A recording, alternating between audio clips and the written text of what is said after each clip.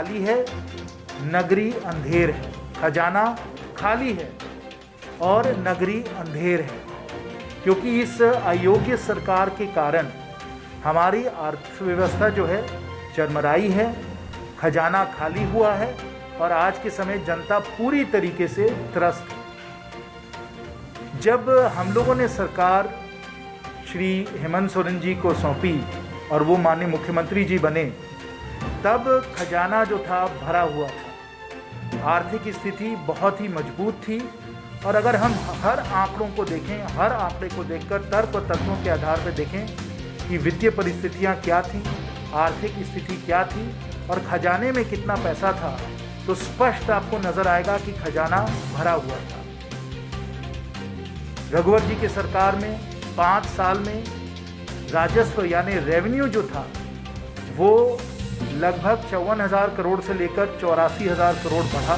Revenue receipt जो थे बहुत बड़े।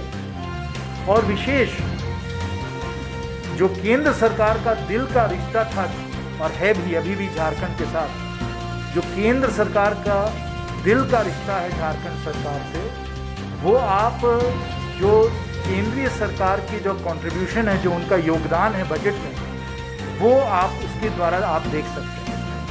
जहां केंद्र सरकार का योगदान 23,000 करोड़ हुआ करता था और ये वित्तीय 15 की मैं बात कर रहा हूँ, फिस्कल ईयर 15 की मैं बात कर रहा हूँ, तो आज लगभग उसका दोगुना होके 41,000 करोड़ हो चुका है। जहां माइनिंग रॉयल्टी की बात की जाए, जहां वित्तीय 2015 फिस्कल ईयर 2015 में 4,400 करोड़ था, आज लगभग 8,000 करोड़ का हो गया है। और विशेष जो डिस्ट्रिक्ट मिनरल फंड है, जो पहले होता ही नहीं था, आज के समय वो डिस्ट्रिक्ट मिनरल फंड 1,400 करोड़ के बराबर हो गया है। तो जो बात होती है कि केंद्र सरकार ने अपना योगदान नहीं दिया, केंद्र सरकार से सहयोग नहीं मिला, ये बिल्कुल गलत है। और जो दिल का रिश्ता है केंद्र सरकार और झारखंड का, वो ये आंकड़े दर्शाते हैं, यानी कि Jharkhand is the blue eyed boy of the central government. और जितना योगदान और जितनी मदद केंद्र सरकार को करनी थी झारखंड को, वो केंद्र सरकार ने की। और जब माननीय हेमंत सोरेन जी की सरकार आई, जब हमने सरकार उनको 2019 में दिसंबर में जब उनको सौंपी, तो खजाना उनको भरा हुआ मिला। जो डेफिसिट थी वो 2.2% थी, जो स्टेट डेट टू जीडीपी था वो 27% था, 27% था। तो आपकी बोरोइंग कैपेसिटी भी थी, आपको राजस्व भी मिल रहा था और हम लोग जो थे वो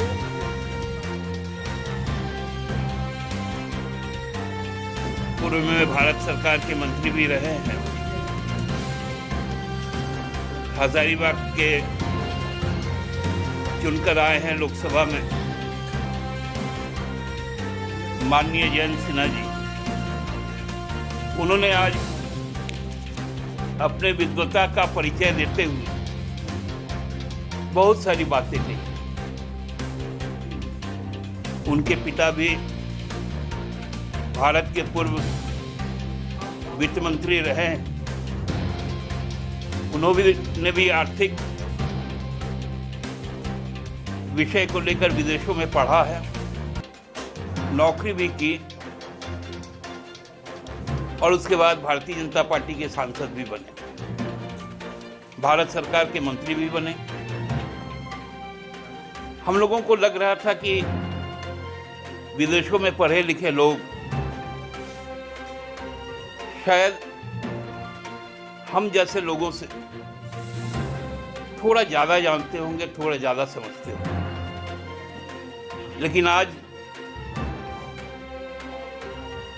दुख भी हुआ, हताशा भी हुई कि जो भ्रम लगातार 10 महीनों से भारतीय जनता पार्टी फैला रही, उसमें उन्होंने भी आज आकर अपना एक आहुति देने का काम किया। हम लोग जानते थे भारतीय जनता पार्टी के संबंध विगत 5 वर्षों में 2014 से लेकर 2019 जिस प्रकार से फिनेंशियल मिसमैनेजमेंट रहा, डबल इंजन के नाम पर जो पैसे उड़ाए गए उससे हम लोग पहले ही सरकार के आने के बाद हम लोग सचेत हो गए और हम लोगों ने बजट के पहले राज्य के वित्तीय एवं विकास पर एक श्वेत पत्र जारी किया था।